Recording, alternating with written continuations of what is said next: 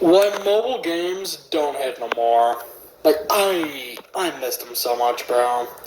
I missed the classics. Mobile games, man, they hit different back in the day. Like, I don't know what kind of mobile games people be dropping nowadays. They just can't compare. Like, how'd they let this in the App Store, bro? So Bro, like, I will go on TikTok or YouTube and I'll see a Family Guy or South Park clip and it'll be the same game like that, just playing under it. Like, it'll be just some stupid stuff I've never even heard of. Like, bro, at least if you're gonna put a game under it, put a good game. no, there's a lot of mobile games out there from the 2000s.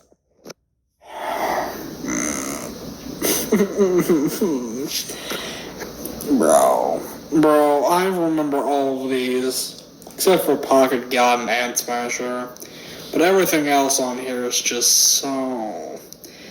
Bro, I can't even lie. I think Paper Towels might have been my favorite, actually. Like, genuinely speaking. Because, like, all these games are goated by far. But if I'm just talking a game, Paper Towels might be what I played the most. As a kid, I probably did play it the most. That just hit different. And since you guys really enjoyed my last video, I figured I'd make a part 2. Now, the first game is Pocket God. Now, I played this game, like, a few times, and that was really it. I never really understood the game, because I was kind of stupid. But the premise of this game was... Weren't we all, though? When we were kids, were we not all dumb, not knowing what the real world would be like in 2023? As we grew up, we just slowly watched as our younger selves grew further apart and our older selves developed more. We've matured more and we want to go back to the past, but we know that's never going to be able to happen. No matter the nostalgia we have, we're never going to be able to relive that exact moment at that exact time, on that exact day. in islands, and pretty much you could do whatever you want with these creatures on the island. Like, you could really be a menace if you wanted to, bro. Like, you could kill them motherfuckers. A few games similar to this one that I enjoyed were Kick the Buddy and Beat the Boss. And No, I stand corrected. Beat the Boss, bro. Beat the Boss might be what I played the most instead, actually. It's either that or Paper Toss. Those games will always have a special place in my heart, bro. Like, I love all the iconic games. But those two just hit different to me as a kid. I was like, Mom, please, let me get Beat the Boss or Kick Buddy. And they were like, no, you can't get this game. It's 17 plus. And of course, I was crying in the club.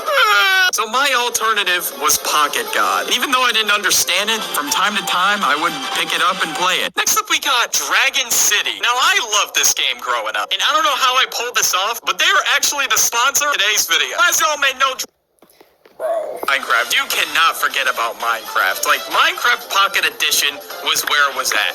But before I was able to get Minecraft Pocket Edition, since it was $7.99, which was so tough for me back in the day, I really had to do the most to save up for that. Bro, now, I remember a story. When I was 10 years old, I remember this so well. I had a camouflage wallet. And in that wallet, I had $110. And one day when I moved out of my house, I don't know what happened to that wallet. I lost that wallet, and I lost all the money in it because I forgot to take it with me. So now part of the cop that lives there probably has that wallet. I don't know. Who knows, bro? Minecraft Lite, bro. And Minecraft Lite was booty, alright? It was terrible. Everything was locked, and it was really the only alternative that I had. So I was kind of stuck with it until I finally got Minecraft Pocket Edition. I was so happy. I was a happy camper, alright? Even though I never really played the survival mode, I would always just build random shit on creative, because that's how I felt like playing the game in my jet years, bro. I'd build, like, mansions out of, like, gold, and then I'd build roller coasters. That's what I would do back in the day. I don't know if that one was just me, but I don't know why my fondest memories of playing Minecraft were literally listening to the Black Eyed Peas while playing Minecraft. I don't know why that's just... Bro, do the Black Eyed Peas even make good music anymore? Like, I've not listened to them since... I've tried to listen to their new stuff. It is not good, bro. There's maybe been one good song they've had recently with Shakira. That's it. That is it, bro.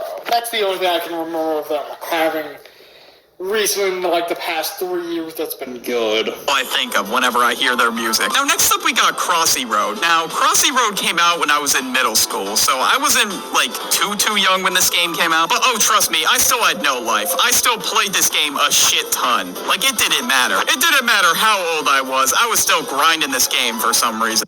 One day I unlocked like almost every single character, and even did the most to unlock like this co-op. Bro, how long did y'all play Crossy Road for? Jeez. Like, I loved Crossy Road, don't get me wrong. The sequel wasn't good, but I liked the first one a lot.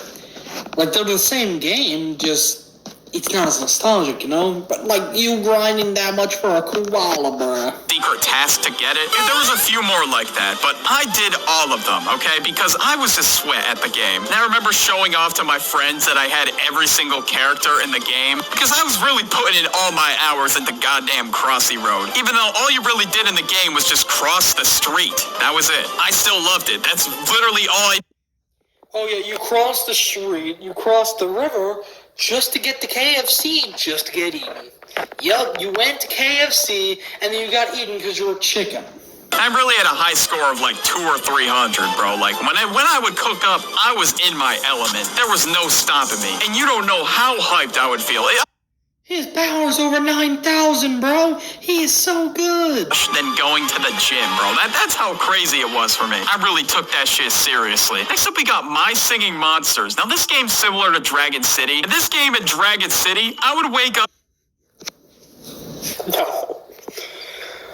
I don't think I ever played this game. I'm sorry, but... I remember, I did not like this game as a kid. I remember just not wanting it at all, bro. It didn't look good to me as a kid. Morning. Didn't matter what the circumstance was. Like, I could have been missing a kidney or some shit, and I'd still open the game and play it. In the hospital? Nah, bro. I gotta set my alarm 7 a.m. sharp, bro. I gotta feed my monsters. Even though, like, things took hours to happen, and it was one of those games you had to, like, use gems to skip, I still somehow found a way to play it a lot. I have so many hours in the game, bro, is crazy. Same with Dragon City, like my iPad mini file went crazy. Because like I said in multiple videos, I was really an iPad kid back in the day. Like, I really... You sounded like an iPad kid. I'll just let you know. I didn't have an Xbox. I really only had a Wii, my mobile games, and then my DS, and that was really it. I really only had a few... You know what, at least I'll give him credit where it's due. At least he had good consoles, bro. The Wii is so good. The DS was so good.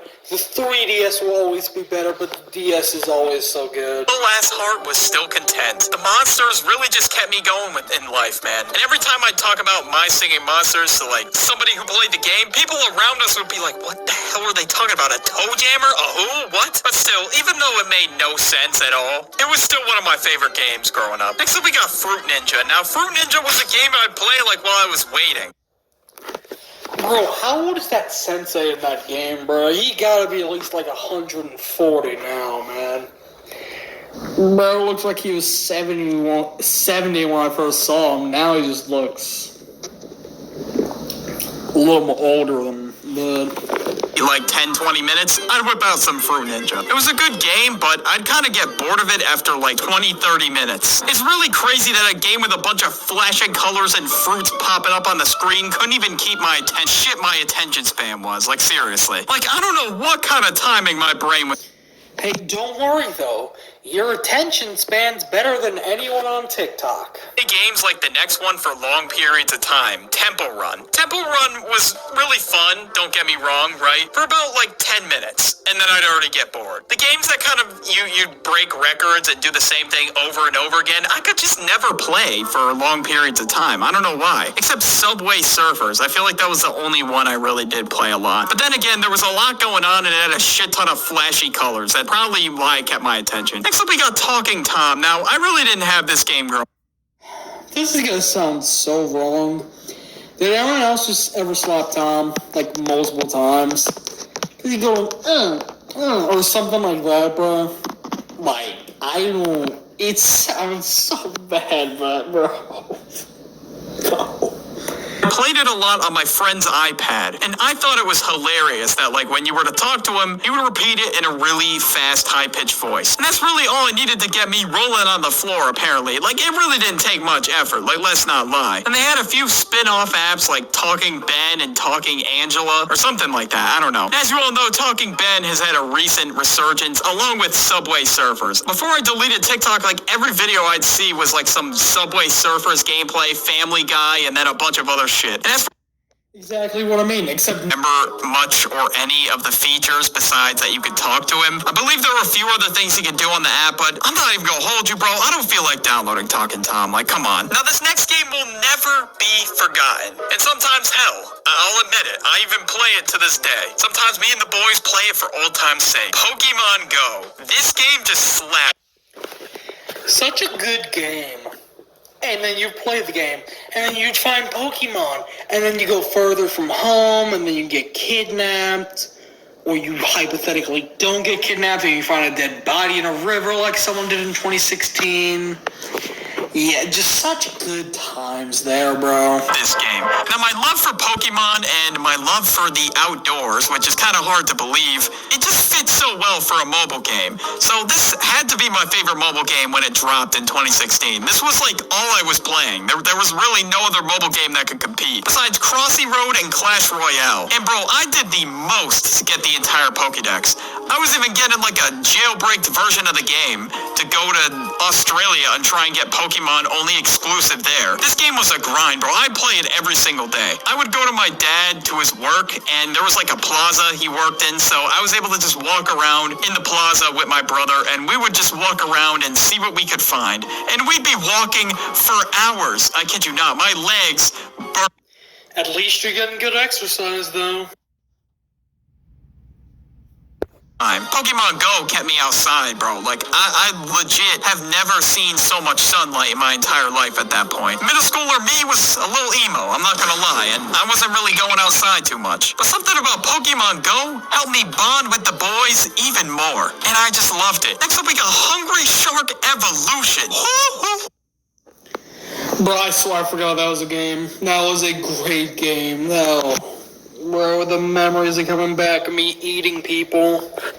This game just went brazy on a whole nother level. Now, this game I could play for hours because there was actually a goal to work towards. And the games like that, I feel like I could play for much longer. Hungry Shark was one of those games you'd eat a bunch of shit, right, because you're a shark, and then you'd actually, like, get points to unlock other sharks. And that's why I would play this game so much, bro. It was a grind for me. And this right here was the game I'd play on long car rides. No Clash of Clans, no Clash Royale. I was stuck on an iPad with no cellular data. What do? I'm playing Hungry Shark Evolution. That's what I'm doing. There was just something about being in control, you know, being able to eat a bunch of shit that just made me feel like a beast.